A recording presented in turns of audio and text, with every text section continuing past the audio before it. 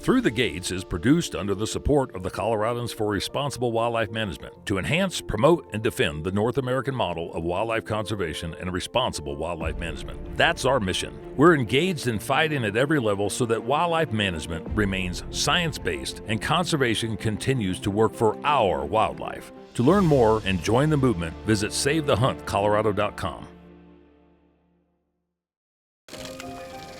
The North American model of wildlife conservation is the greatest conservation model in the world. It's a success story that should be shared and celebrated because everybody is a part of it. Dan Gates with another episode of Through the Gates. We're once again here at the Mile High Hunt and Fish Expo in Denver, Colorado at the Gaylord Convention Center. I want to thank Mile High Hunt and Fish Expo with Phil Mendoza, Abe Aaron for being able to put this on, and also thank Guy DePlanchier with Western Hunt Fest. And we've got Brandon Duarte. Duarte. And so give us a little bit of background why you're here at the Mile High Hunt and Fish Expo, and then we'll get into where you're from and what you're actually doing. Okay. So I own a company named StealthHunter Gear. I started it up this is my third year going now. And so as far as coming over here, this is my clientele. This is my customer base. I'm trying to do everything under the realm of stealth. And so I am located out of Craig, Colorado. I'm in the northwest corner up there. You know, I'm right pushing up against Utah, Wyoming. And that's our world. That's where we get to play. And so it's a whole different customer base. But it's still my customer as far as coming over on the front range, getting on this side, spreading the name, showing, all of my products and stuff that I do. I sell the redneck hunting blinds. I am the guinea pig, basically. Of the West? Of the West, yes. I reached out to Redneck. First off, I actually purchased the butthead elk decoy from Wayne Carlton and his son Mark. I threw it out there. I got a patent on a new one, a new design decoy coming out. I wanted to kind of throw it out there and see what was possible, and the Carltons offered to sell it out, and Mark was sticking with the calls, and so I was like, you know what? This is something that I think it would be a good fit for me. So I got started with the decoys. I'm a big decoying guy. I've guided for the past 20 years. Just freelancing, moving to different outfits, different properties, public, private, all of it. I've been around as far as the region and stuff, different terrains, situations, and settings. Running clients, I'm a decoy guy. I like to put a face to the call. Yep. And so it just made sense. And so then moving from there, I was like, you know what, again, guiding, doing that type of thing. Hello. Hi.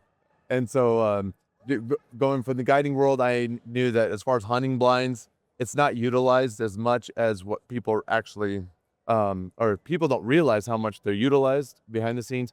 But, especially hunting outfits, that we use them like crazy. We want to guard our land. We don't want to be pushing everything out. So that, you want to get in, you get out, be, as efficient as possible. We got to kill, from season to season to season. And we want to kill quality animals. We're not looking to just shoot to shoot. We're wanting to make sure that we're watching and, having that ability to adapt to our situation, what we got, out there as far as weather, everything else. And of course, year to year, what quality we're dealing with, And so the hunting blinds is one that we don't, you go back east, you go to Texas, for example, there's hunting blinds everywhere. You go to a gas station, there's hunting drive blinds. down the street, down the highway, and you see them in every field. And like I say, every gas station, truck stop, Dunkin' Donuts is selling hunting blinds, and somebody else has got one behind it in the cornfield. But yet nobody has them over here. And so that's what I'm trying to do. So like I said, I'm the guinea pig. I am the first one. I brought it out to Redneck Blinds. I proposed the idea of bringing it out for the Western big game animal and for those hunters. And they're like, we love it. Run with it. See what you can do. And so I am the most Western dealer in the United States as far as redneck hunting blinds. I'm the only one pushing for the Western big game animal. And so it's my job to prove and show how efficient, how well we can adapt using these blinds to our Rocky Mountains. And so that's what we did. We brought those hunting blinds out. And we do delivery installs, that kind of stuff. But then further on, again, the realm of stealth, trying to stick with basically, things that I know 100% I use on a daily basis or a yearly basis. And so the other was reveal trail cameras. you know, right now they're legal here. I mean, I know that it's another thing that's under attack. There is pros and cons to both. There is abuses. There's amazing things out of it as well. So it's just a give and take, and each state's kind of taking their own stance. And I understand that that's a whole nother subject there in it. But it's legal here as long as we don't use it to actually hunt. So you know, it's AT&T, Verizon, cell phone. You know, you just coverage. As long as you got cell service, you got an app, it'll send a picture to you. But that's good for private property owners and people worrying about security type stuff, and whether it's somebody invading their private hunting space or somebody that's being nefarious toward a property owner or a livestock producer or something. Not to mention the fact that in today's environment in Colorado, those type of cameras are available that would help on wolf sightings and on depredation issues. So it's not just a hunting deal. It's something that could be utilized for a variety of different applications. Yes, and that's exactly what's happened. You know, I mean, of course, the number one thought is just strictly hunting.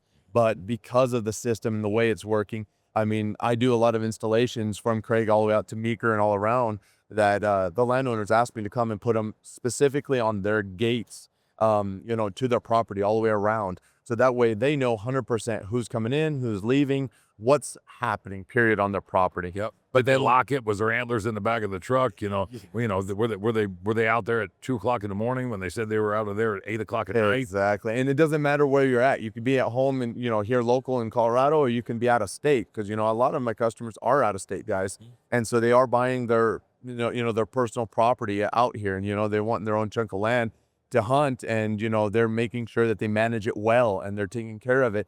And so they want to know what's happening. They don't want people taking advantage of them, you know. But like you said, though, it goes further. So, you know, as far as kills or anything like that, it's really easy. You could go set up a camera, go set up and watch and see exactly what's happening, getting those sightings. So, like, for example, the wolves, we got them moving over, you know. Yes, I mean, obviously they are kicking over to Wyoming, and, you know, they are getting killed over there on that side. But on our corner there in that range, you know, they are pushing over, even though they brought them in the state a little ways away. But we have the game, we have the terrain. But that's something, Brandon, that it also provides a level of record keeping for the landowner, to where if you have a calving operation or a lambing operation and you're concerned about your issue and your animals are in a smaller confined space, whether it's electronic cell phone driven, satellite driven, or just SD card driven,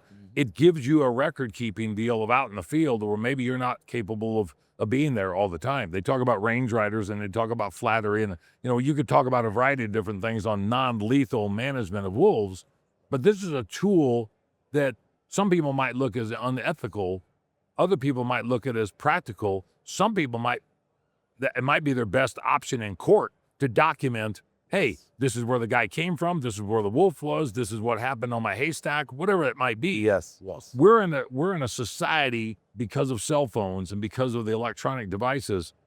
I think it's something that could be abused, but I also think it could be better used than a lot of other applications and tools out there. Yes, absolutely. Then that's what I was saying. You know, there are so many pros and cons to it. The fact that people, I mean, just like anything, it's about, like, you know, where you're at, how do you live your life, how you know, what kind of decisions are you making? You're making the good ones, or are you making the bad ones? You know, are you being a conservationist, or are you not? You know, It's like, just because you call yourself a hunter, there's still a complete different person. Oh, yeah. In the title of being called a hunter. Just because you call yourself a driver and you're speeding 90 miles an hour and you got 17 DUIs and 14 accidents doesn't mean you're an ethical driver. So, right, exactly. And that's the whole point. And so, yes, the cameras, I mean, things are changing so much. You know, the technology is changing. I mean, right now, for example, I mean, I know this is a little bit off subject from, you know, the cameras, but like my hunting blinds, you know, originally it was always private land only. That's the way it was set up. I mean, you got to kind of go with a platform, you're setting it and you're going. But now, this year they came out with a trailer platform that is a hydraulic lift system. So, you know, that thing, you literally just fold it up and it just runs flat. You got one standing over there. Yes, I do. Yeah. And so you hook it up to your truck, you drive out. Now you can go to public lands. Obviously, again, you're not just going cross country, but there is legal ways to be able to get off the side of the roads and stuff where you can park, and you can now unhook it. You throw out the outrigger jack stands, and by a push of a button, you got a hydraulic lift that sets your stand up 8 feet in the air. And so now you got this protection of, you know, of the wind, the weather, just everything that's going on. And yet you can go from, you know, elk, mule deer, especially your antelope now you're getting an advantage in that flatland. Now you're getting up in the air and stuff. And so you have that, and you got these, you know, this new technology that's given us these advancements to be able to move on. You know, it's not, you know, it's not known. That's not a tactic or a technique that is widely used yet. But I think it's a new thing that we're going to be able to change. That's interesting because, you know, you talked to Larry over here on the disabled hunting, the track machines. And I've dealt with Larry for years, but I think it's Outdoor Buddies is what it is. Right. Yeah. Disabled, maybe new youth hunters. This is something on a short opportunity to get people in the field for the first time, or maybe multiple times. It's a portable component of trying to incorporate something for somebody that's never done any of this before. I look at it as a training tool to some degree. Absolutely. And it could be photography. It could be just wildlife watching. It could be hunting. It could be, and what we did with the redneck blinds that we've acquired, and I told you we had bought 2 of them, we've got them for shooting shacks. Right. The shooting shacks now have become blinds if we want to turn around and go down and sit in them. But I got sick and tired, personally, of hauling my crap down to my range at my house. I got a 100-yard range and a 600-yard range. I got sick and tired of hauling stuff to different locations. I'd get to one range, and half the stuff would be at the house or in the other blind. I just bought enough stuff to put it in each one to where if I want to go shoot at 600 yards or 300 yards or the 100 yards, the stuff's already there. Yeah. It's locked up, it's secured. If I decide I want to go sit in there and get on the cell phone and turn around and do some emails and watch some of the deer and see the quality of bucks that we've got, I've got a place to be able to do that, as opposed to fighting the gnats and fighting the mosquitoes and all the crap that's there, because I might not even be hunting. I'm just there to be able to turn around and enjoy the land. Yeah, absolutely. I mean, that, you know, it's getting to a point. So we even got all the way up to a 6x8. Those are big ones. It's the big guys. Yeah. And I mean, like you said, as a watchtower, I got people that are investing into them. I mean, they're 25-year warranties, so they last forever. So they can go put them on the property, and it literally just to go and just enjoy being out and seeing what's running around on the property, what's traveling through there. It's neat to be able to see the different, you know, uses. I mean, we got some, they actually taking their little sleeping pads and stuff and sleeping bags, and they're sleeping in them. I mean, and then of course for the hunting purposes, same thing, because you know, instead of driving through your hunting property or like the big meadow or whatever that the elk are going to be at in the morning, they don't want to drive through them, and so now they just go in the middle of the day, hang out, hunt the evening, and then the next morning they're in spot. They're not blowing nothing out. Everything's nice and easy. Everything's natural. And they're ready to And from what I recall, I mean, there's a variety of different blinds on the market. Yeah. And we don't cover a lot of products on the Save the Hunt, the Through the Gates podcast, but because I'm a purchaser, a patron of Redneck, and then when I saw your display over there, I mean, it's pretty formidable setup.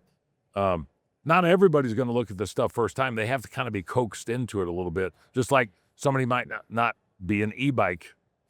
You sell those, right? You do I mean, you do a lot of stuff that's mid to upper range that maybe a lot of people haven't looked at, and if they have, they haven't had the proper salesmanship, or they haven't had the proper the presentation given to them, right? Or they didn't know anybody that actually applied it and utilized it, which I think you could probably supply a lot of references at different levels for different people. But as far as, like, for example, the hunting blinds, I mean, everybody's got this idea that it's a whitetail product. It comes from, you know, back east. That's something that, you know, is widely accepted and just known. But the reality is, once I have a conversation with somebody, and I mean, I've had guys go, yeah, that worked for whitetail, but elk on my land, that will never work. And it's like, okay, hold on, let's have a conversation. Let's talk about this, you know, and the reality is, if you compare it, it's like, well, back east, what do you usually do? You wake up in the morning, you look at the weather app, you see where's the wind, and it's a predominant wind. It's coming out of the east. Okay, I'm going to set an XYZ stand. how does that work in the mountains? It doesn't. Right. You know, we got thermals that, number one, that's a given, period. Doesn't matter. And then if you're going to set up on water holes, on benches, anything like that, then you just got the natural, just swirling wind that's always going to be happening across the mountain. For a hunter, you're not going to be able to utilize that kind of stuff, you know, as standard, just in a regular tree stand, ground blind, whatever, because the wind swirls and you can't. So now that goes kind of back into the whole part of managing the property itself and the quality of animals. So usually when you're sitting on a water hole and elk are coming in, well, what is it? You got your lead cow and the herd, and especially archery season, and you got your herd coming in. The herd bull's where? In the back. Yeah. You know, you got your satellites in between. And so if you can even get by the wind for a moment there when it's swirling there, you end up still having to, or your client has to shoot and you know, the first bull that comes in that's legal. Now you don't have to do that. You lock in the scent, everything's controlled there. You got silent windows, they're tempered glass. You just open it up, you're ready to roll when that herd bull walks in. So then that way we're being able to be very selective, and, you know, and you're not educating all the animals, and everything's just nice and easy. They come in, they go out. Well, and you and I talked about something yesterday or the day before that when you have 400 acres and you want to go out and beat the brush, if that's all you have to hunt, and the one buck or the one bull or the one bear that was on that property that you were really trying to pursue goes off onto the other property, it's a lot better to turn around and be selective and sit and wait, a stealth mode, as opposed to like a bull in a china closet, run stuff off, because that bull or that buck might get killed on another property. It might go through the other property, go to another property that you can't hunt, and it might not ever come back during the 5-day season that you've got. Yep. That's things that I think a lot of people would value, specifically if they knew where their corridors and travel ways were and their crossings and stuff, where, you know, animals are looking for different cover to be able to come into that location.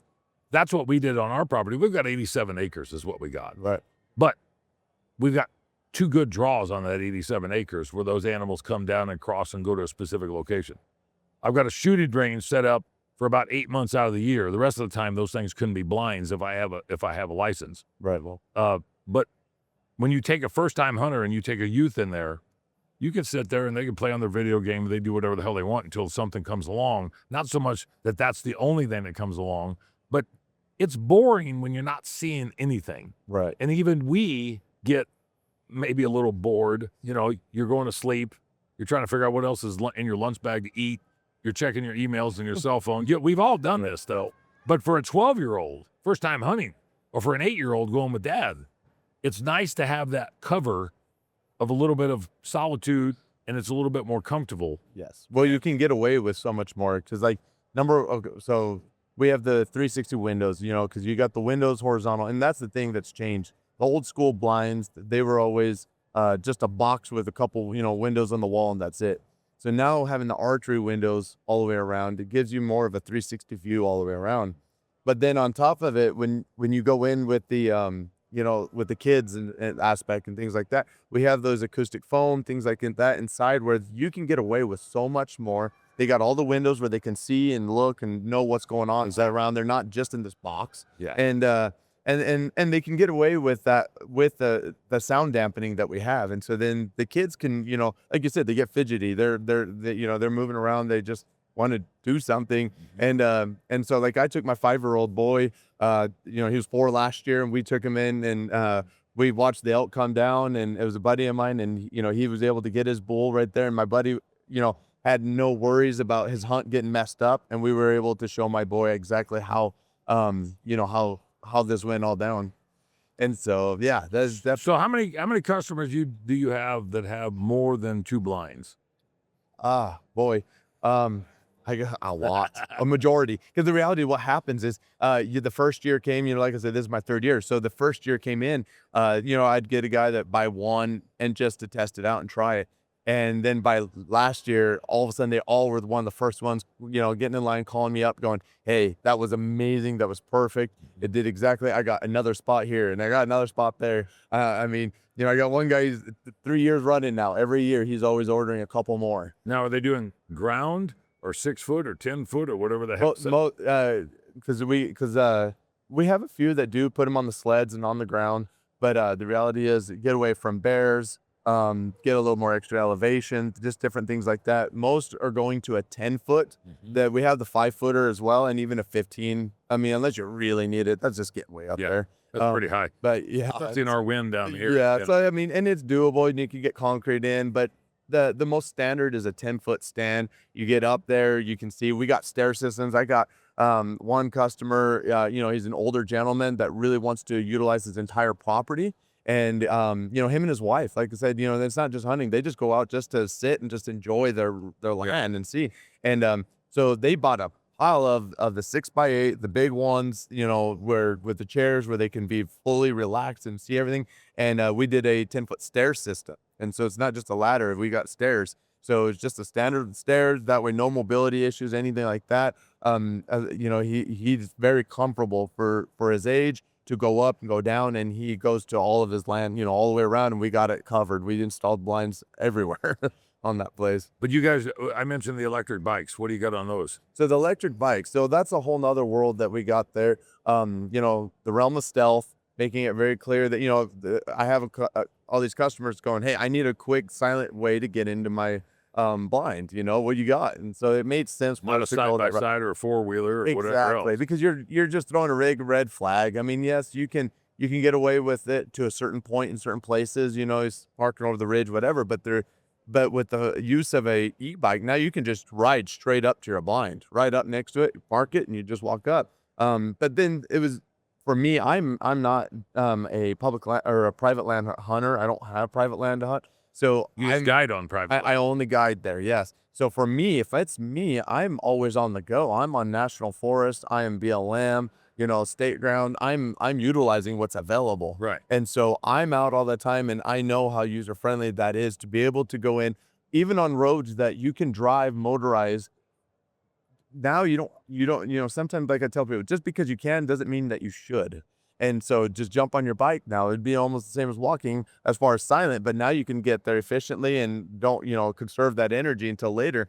And you can get from point A to point B, and you can go after. Plus, you're bugling elk, stuff like that. You're not driving by them, and you don't have that loud motor covering it up. And so you can hear what's happening going on, and you can be riding from your next location and realize you got a hot rutted bull way closer than what you expected. So then you can go after it. What's the and I imagine it changes differently depending on the land, whether it's BLM or forest or wilderness or whatever. What's the regulations as far as being able to use an e-bike versus being able to use a regular mountain bike?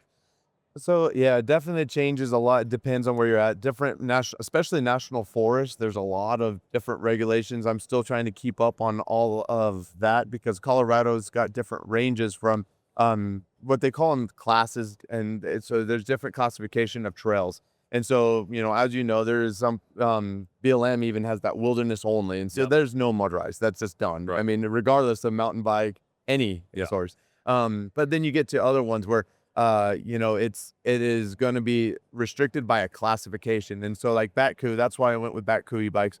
They have the availability to alter it to that class. So that just means the amount of basically energy, the amount of assist, pedal assist that it gives you. And so they've gotten that specific on the regulation side of it about how much power it's got. Yes. It's electric. Yeah. And so, because there's the option. If you wanted to, you don't even have to pedal. You can just throttle it and you can just go. And so there is some places they don't want you to have that freedom. They still want you to actually work on it.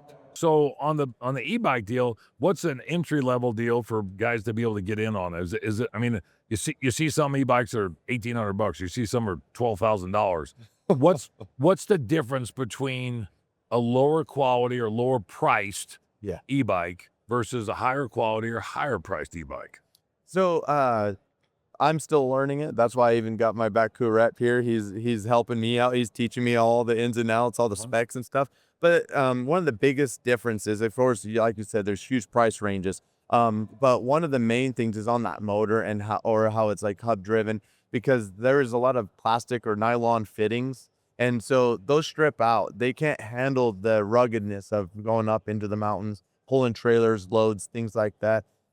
Whereas a lot of these Batku bikes can. And so it depends on your setting, depends on where you're going. And that's why there is the various ones we have. I mean, we offer a Flatlander bike, which is going to have more of those style of fittings. But it's because it is for the, you know, plains guys, and they're not putting it through what we do on the steep incline to the mountains and stuff. Yeah, going up And or so- down, that's got to be a difference. Yeah, so the price goes down because of that. But once you start to, you know, need that ruggedness, you need to have that durability, then you start getting into these metal fittings and the gearings and stuff that is going to be able to handle all of that abuse of what you're doing. And so then that way you can go and, you know, you can take your bike into the back country, get to where you're going to, you know, elk hunt, kill, quarter it, throw in the saddle panniers, basically is essentially what they are there on your bike. But then you can have a trailer and you can throw the rest in the back and still get, you know, you and your butt, you know, and So the they're rear and everything back. Oh yes, absolutely. Really? Yeah. And so, I mean, it depends, of course. And, you know, I had a guy earlier ask me like, well, you know, what kind of terrain can I get into with this bike? And it's like, I guarantee this bike is more capable than you are. You know, not trying to hurt nobody's feelings, but the reality is they're very capable. They're very rugged bikes built for exactly this. However, you know, you still got to understand, you know, just like anything, what are your abilities? Right. What are your restrictions? You probably shouldn't go in XYZ of a location that could put you in danger, could put you at risk, you know, and there's all these different things, you know, you got to be smart about it. Use your head. And I think from a manufacturing standpoint, they have to probably look at the safety issues. So, I mean, most of them are probably recommended helmets. Right. I mean, right, it's right. not like they have seat belts, but I mean, I'm sure depending on what somebody's going to do with the stuff, you're going to have helmets if you want to go that route. But the accoutrements and accessories for bows and for rifles and stuff, that falls under like different regulations for different states. Yes. It becomes a motorized vehicle. Yes. And so that's a whole new thing. We've been asking even for here with CPW, and they kind of admit that it's like a gray area. So, you know, and CPW, I believe is going to have to really start looking into that, just like anything with all the new technologies coming. They are going to have to make sure that we start voicing the pros and cons of, you know, certain restrictions. And, but they do need to be talked about because, you know, people will take advantage of things that may be that gray area, but just making sure that, okay, you know, loaded weapon, obviously nobody wants a loaded weapon being traveling around. So we need to get that taken care of. But then at the same time, okay, so now does it have to be cased? Is it uncased? Can you be on your backpack? How's it, you know, we got attachments where it goes on the bike handles and you can just, you know, put it right in, lock it in on there. You know, there is different attachments and different accessories available to it, but as to where we move forward and where they want to stand the ground, that way, basically it's just not an opinion piece for officers where they can say, one officer says, well, this is what I allow. And you get another, you know, runs a different direction. Interpretation of regulation is the worst form of enforcement. It is. It's terrible.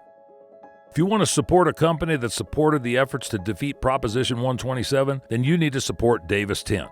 Davis Tent has provided quality canvas goods for outdoorsmen for the last 50 plus years. For more information, go to davistent.com. If you want to support another business that was instrumental in helping us defeat Proposition 127, check out Salida Gun Shop. Salida Gun Shop in Salida, Colorado provides quality products, expertise, and knowledge from individuals that actually do what they sell. Go to salidagunshop.com. Listen to the advice of Cameron Haynes and support companies that are supporting your cause and your efforts. Minturn Anglers is one of those companies. Minturn Anglers provides product and fishing excursions in Colorado and are second to none. For more information, go to minturnanglers.com. So, do you see a problem with as many people that are in the woods, whether it's in Colorado or Utah or anywhere else, recreationalists, agriculturists, sportsmen and women? I mean, obviously that the amount of people is different at different times of year. Mm-hmm. I remember as a young man, which was a long time ago, that in the wintertime you hardly ever saw anybody in the field, period. Yeah. We didn't have the snowmobilers like what we do now. We didn't have the cross-country skiers or the winter campers or the winter ice climbers and, you know, whatever the hell else everybody does out there. Do you see a problem with making the wilderness, without being a wilderness area, too accessible? Uh-huh. Now, that is definitely something that we need to make sure that we're very cautious with. I mean, because restrictions come along with abuse. Exactly. And so, you know, whether you're an OHV, a motorized vehicle user, whether it's four-wheeler or a motorcycle or a side-by-side like what a lot of people have now, we work with CRWM. We work with a lot of the HOV crowd. There's a lot of consternation from a lot of people about everything that I do in the field, whether I walk, take a horse, take a four-wheeler, but I'm seeing from our argument side that there's a lot of people that are griping about e-bikes, mountain bikes, you know, then they're griping about snowmobiles in the wintertime, but when there's no game in those specific areas. To them, they want a pristine landscape, rewilding to some degree, but they're incorporating all of us into that rewilding component. Right. Give me your perspective. There, just like anything, there always has to be limitations, and yes, with that, there's these restrictions, these, you know, different things that we're going to have to look at.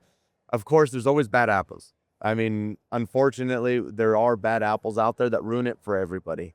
You know, so like for the e-bike world, you know, if you stick into the trails that are allowed, great. That is in your right. We will, you know, we are working with that realm. We all understand. We are agreeing that it's okay and it's a valid place to go. But then when you start all of a sudden seeing these bike tracks that are in the middle of wilderness ground and stuff like that, it's outrageous. It's uncalled for. And then then it makes us anybody who's partaking, and that's the same with hunting. You know, we go out, we hunt, we follow the rules, we follow every regulation, we get all the tags, we pay all the fees, we do everything we need. There's always somebody out there ruining it. Yes. I mean, we take it to another step, the shed hunting world. You know, I'm always been an avid shed hunter, and, you know, I love it. I love being able to get out, enjoy nature, get the exercise in, and just enjoy, you know, finding treasures out there. But when you go out and now you're restricted to a May 1st season, and you can't even, you can't go into this back country without coming across four-wheeler, ATV, side-by-side, bike, you know, tracks in places they're never supposed to be in, and it turns you off. I mean, I understand that. How many times you been anywhere, Brandon, and you smell smoke and there's a fire restriction, and you then wonder, well, holy crap, there's a forest fire, and you walk through the woods somewhere off the beaten track, and there's some of these backpackers, fishermen, whatever, sitting there, and they've got a fire, and it's like, do you know there's a class 1 or a class A fire ban? Yes. Yeah, but they won't find us back here. Well, I just did. I smelled the smoke, and I was good. So there's always abusers. There's always people willing to extend the rules and regulations. How many times you been on a 14er trail, and how many little toilet paper teepees you've seen, where people don't supposed to go dig a hole. You're supposed to dig a hole or haul it out, and they don't. They don't even haul their own dog crap out. Right. These are things that it doesn't seem like a big deal to some, but when you get 84 million visitors in the state of Colorado, and about 35 or 40 million of them are engaging in outdoor recreation in some capacity, whether it's consumptive use or not, they are having an impact on the landscape. And I think as people, as society, as a human race, our job is to make things better. Well, make things better is technology driven as well. We're all using cell phones. Now we're going to electronic e-bikes. We use laser rangefinders. We use game cameras like what you're talking about. We use iHunt, XHunt, or OnX. Yeah, you look at everything that's out there. It's different than what it was 30 or 35 years ago, but it makes it easier for people to engage in the outdoors in the wilderness. I'm an advocate for everything that's out there that goes into the fair chase side of things, which some of my critics will turn around and argue about a lot of fair chase, about you shouldn't use binoculars. You shouldn't use, rangefinders. You shouldn't use hounds. You shouldn't use predator calls, whatever it might be. There's a lot of people griping about what you're promoting, right, that other people utilize, because it's not in their vision about how people should be able to recreate on public or private land. Well, and we have to support each other as far as us as actual true conservationists, the sportsmen of the country that are actually going out and living it and being part of it. We have to be smart about things. This day and age, everything's is all about division. The world is about division anymore, right?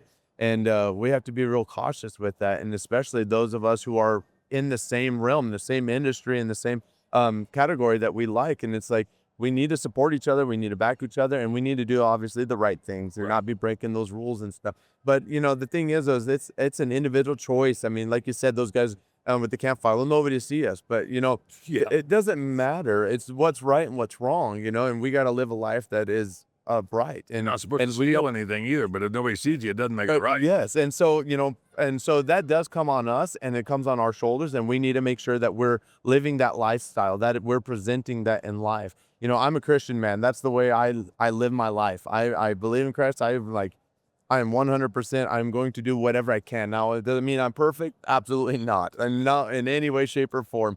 But I am driven that way. And so, I'm kingdom driven, and I go, what is right, what is wrong? And, whether somebody's watching me or not, it doesn't matter. I need to make that choice and decision. Where's that at? So, for example, when I'm on the trail, I was telling you about that mountain goat hunt. Here I am on a mountain goat hunt going up, and, and there's a bunch of 14ers above me. And I was down there in Silverthorne on the train. So we're jumping off the train, go scouting, or when I went to go hunt, and, you got 100 backpackers dropping off on this trail, and you're going with, well, you don't fit in. I mean, the reality is, you're the odd man out. Yes, they see that, they recognize that. Well, then, there's a couple ways of handling that kind of situation. Do you become the abrasive guy that's just like, just get away from me. This is just my world, and I know what you're about, and I don't want nothing to do with you. Or is this an opportunity for us to be able to teach this? It's a teaching moment. I mean, heck, we had 8 miles of trail to be walking up there, and I'm a little faster than some or a little slower than some. So we're passing each other all the time on trail and walking with each other.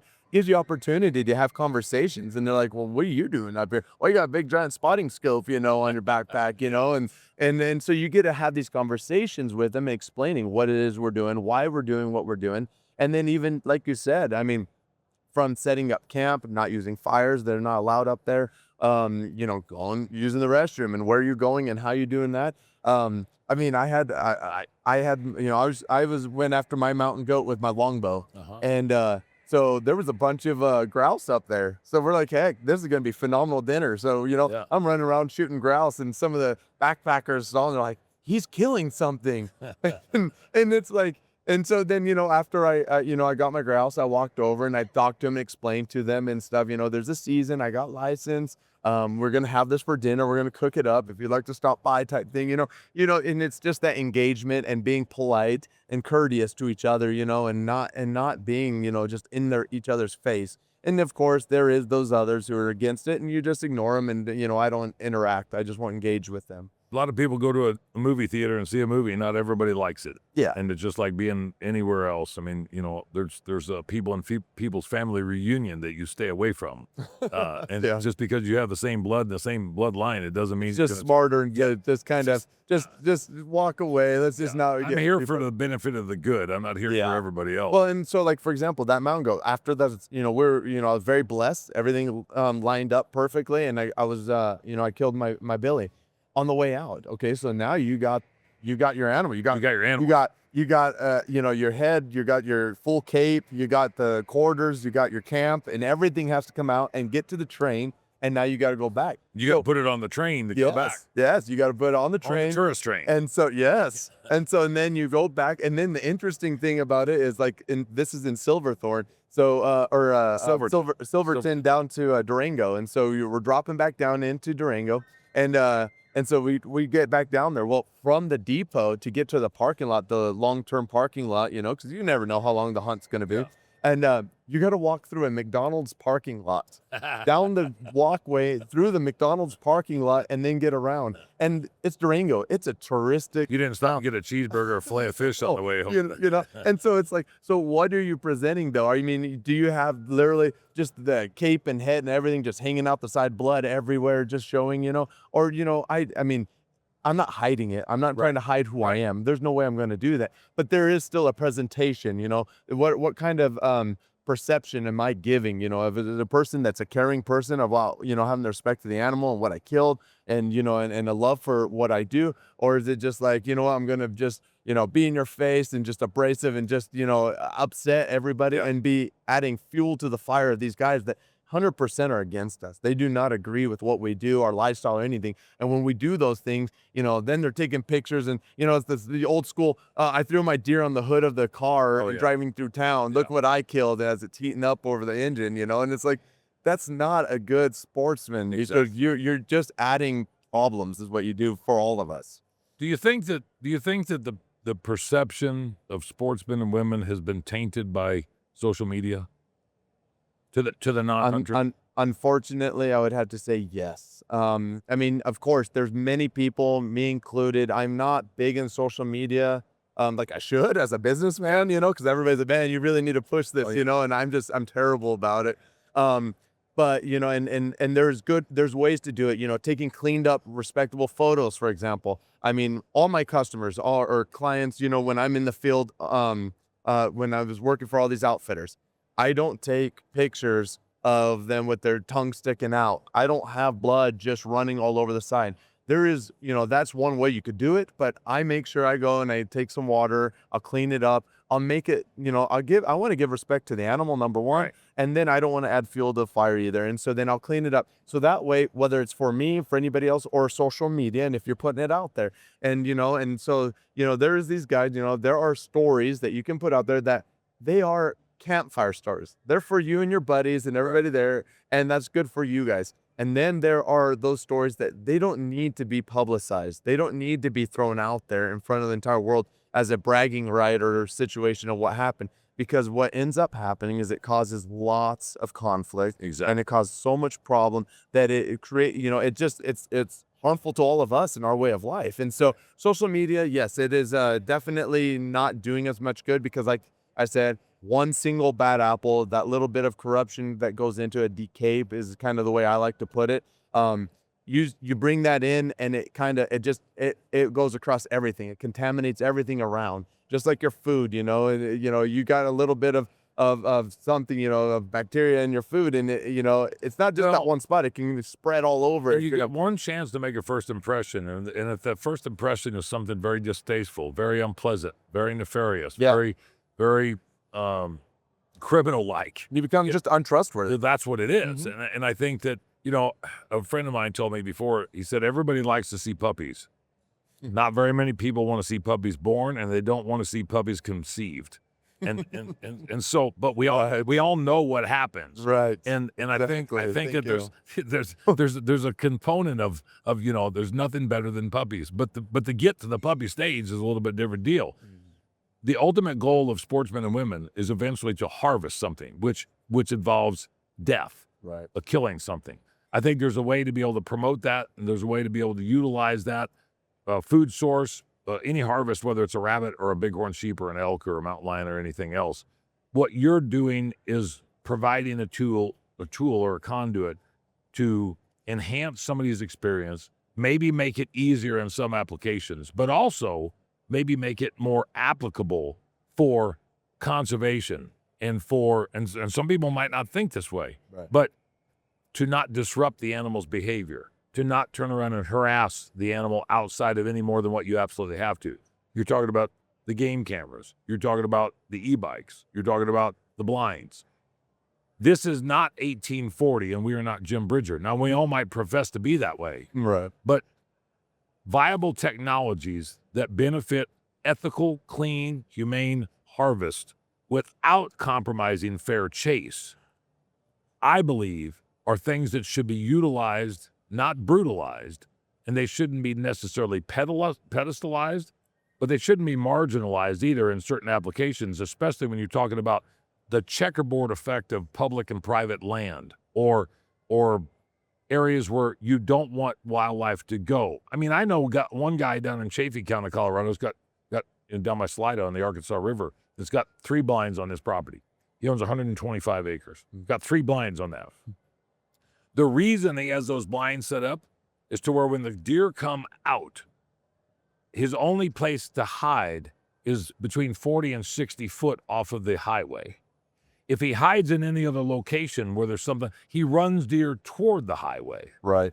So he either has to fence the entire highway to keep game from going that direction if they harvest or if they're stalking something. This way they can sit in the blind, they could turn around and shoot the opposite direction from the highway. Right. They're keeping the game without a harm's reach of running them to the highway. And what's interesting is, for years, there's been deer crossing signs within a mile of his spot Right. because the deer naturally came through that The corridor, yeah. Yeah, he didn't want to turn around and accentuate that deal where deer were. Oh no, and then that's the last thing you want to do too. They go and be like, well, that guy blasted a deer, and then it ran across, and then my car wrecked. Yeah, and then you're playing for You'll that. probably be in some hurt lawsuit somebody, anymore. Yeah, yes, and so yes, there is so much that goes with that. Yeah, and then I mean, just being able to be, just making sure that you're very efficient, light and easy on the terrain and on the ground. That way we're not applying so much extra pressure. We're not, that was something I was gonna say earlier. It's like, day and age has changed so much, about the pressures and stuff of how these landowners now you got the other end. You got landowners from, let's say, back east that they'll travel, or from like California direction coming over, and they want their own elk hunting property. And now you got those guys that I want no hunting involved. I want nothing happening anymore. I want to save these animals. I want to. So now they're coming in and buying these large sections of land and complete refuge, and there's no conservation, no management in any way, shape, or form going on in there. And so then I mean, there's this giant blocks of land that's untouched. So then for us to be able to still be successful, to be able to fill the freezers and do that, then you can't go chase and run around and just do the old school way of just pounding the ground, and I'm just running a gun all the time. I mean, I love it, that's my style, but that works on public because you're with everybody else. Exactly. But on private ground, you definitely and not all public is vast, but there's a large amount of it that is. Right. It's big giant pieces of property. Yeah. And when you look at small parcels of private property, even let's just say 4,500 to 6,000, 7,000 acres, that's a lot of ground for private, but it's typically not in a square block. It's hodgepodge, and there might be some school sections, there might be some BLM, there might be some forest, maybe there's another little piece of private. If you look at most private properties in the state of Colorado, in the state of Wyoming, state of Montana, state of Idaho, there's a lot of mosaic designs in the outline of the boundaries of that property. Mm-hmm. So if you have a corridor and you want to do something, a blind would be applicable in a lot of different locations, either taking advantage of game coming off of some particular piece of property, or potentially going on to a potential piece of property. And then I think the e-bikes and the cameras go into that too, to where not only do you know where to set up, but going back into the safety issue, you know where somebody else is maybe likely to be too, because if they don't think that you can get to that one spot, maybe you're not going to pay attention to that little corridor as much as what they could, even though they might surround it, or maybe it's public and they're trying to turn around and take advantage of the boundaries and extend that boundary to some degree. Right. Because as we well know, Colorado is a fence-out state. Right. You don't have to fence your property. People have to know where they're at. It'd be nice to be able to have some sort of electronic device that you can monitor and keep tabs on a lot of watching. Yeah, a lot of. And the thing too with the cameras, and a lot of people are overlooking, because I know again. That I agree with the fact that you should not be able to hunt right at the exact same time that you have your cell phone camera running and active. Right. Because you get a picture like, oh, I need to get it out there right this instant. Right. I'll kill this animal. Yes, I agree 100%. But what is beautiful about it, and like, for example, another product we have in there is a solar panel. It's got a battery in it with a solar panel. So as long as it's not, in a real deep canopy, deep canyon where the sun don't shine, you run it, then you never, ever have to physically go back out there just to, just change out SD card. You don't have to do anything like that. So now, people like to set up on water holes. It's a reality. That was an issue over in Nevada, because there is small water sources. You bet. And so then, they made their law where, it had to be X amount of distance away from there, so they can't get cameras. But the reason why, and the studies proved, is because not only just how invasive, you are being on top of the water hole, but the public presence going in and out, your scent is always going to be there. And so when you got, 20 guys going into the same place, in and out, then it's very hard on the animals. And I agree. I understand the studies. I believe in that science completely. So any way that we can, benefit in keeping guys out when they don't need to be there, just to do simple things like battery changes, or as you've got so many people in the field, like I said before, on the public side, year round anymore. The sportsman and woman, the pursuer, the license buyer, takes up the least amount of time on the field with licenses and seasons than anybody else, whether it's mountain bikers, dog walkers, geocachers, rock hounds, whatever. There's less sportsmen and women in the field harassing and pursuing game for an eventual consumptive use or a harvest than 99% of the other places where everybody goes at every single point. And we're the ones paying for it. We're the ones paying for it. Yeah. Because I mean, we are the ones who are bringing the funds to, Exactly. to this, in this entire, from the industry. So we're going to wrap this up here pretty quick.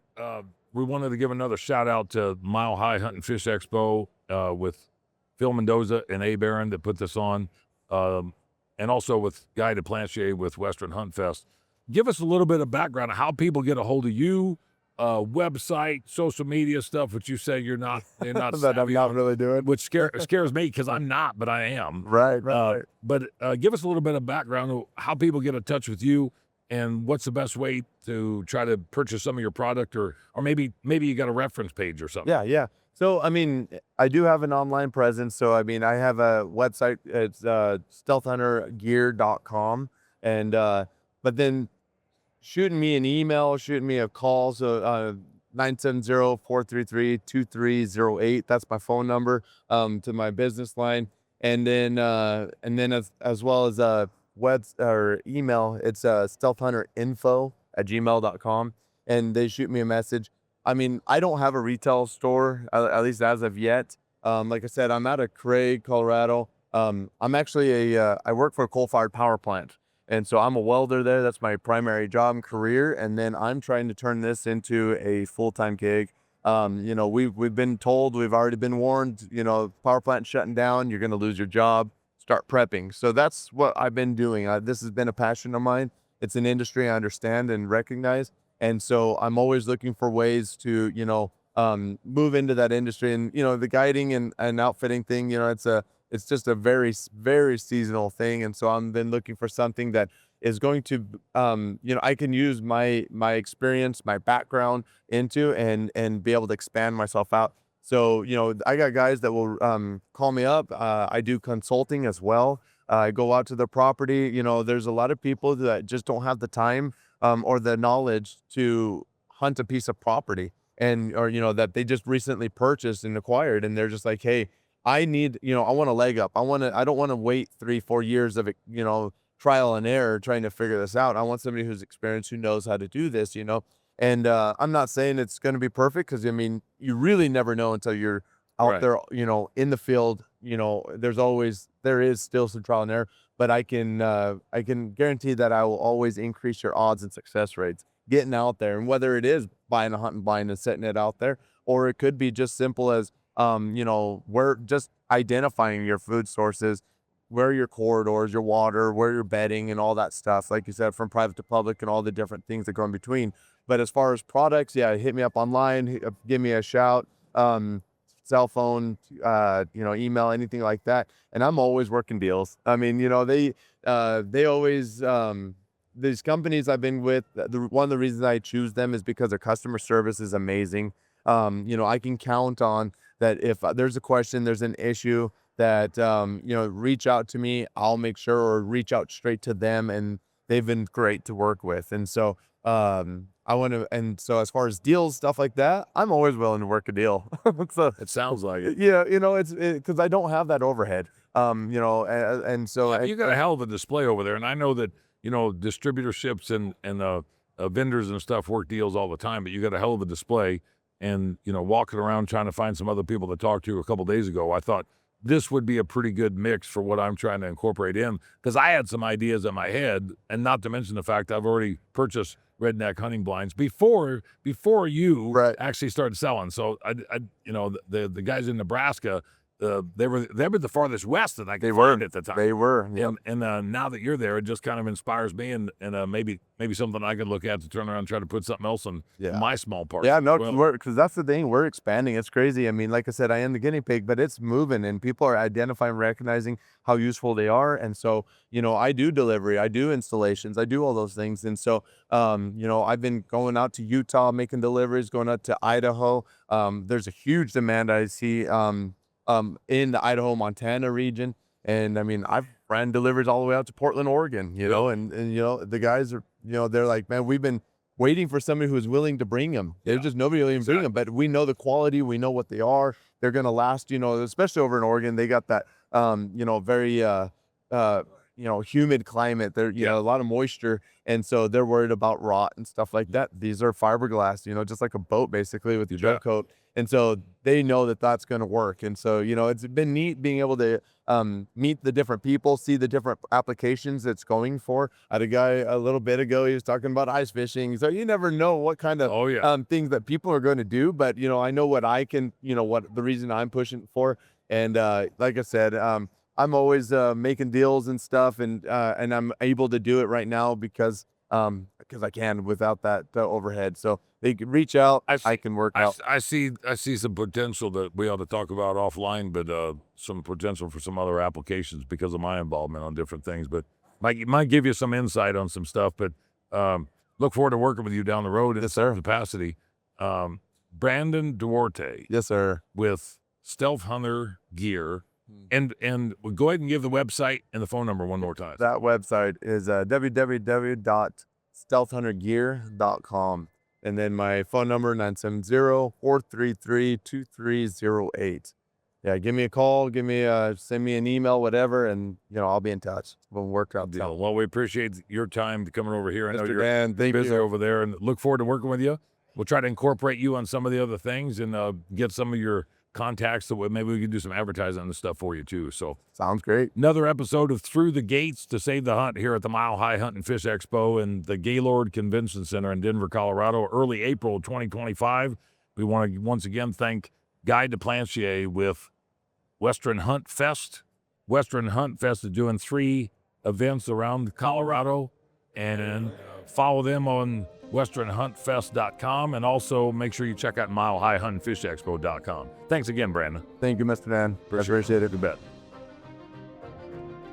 Thanks for joining us for this episode of Through the Gates. For more content like this, make sure that you like, follow, and subscribe on all of our channels.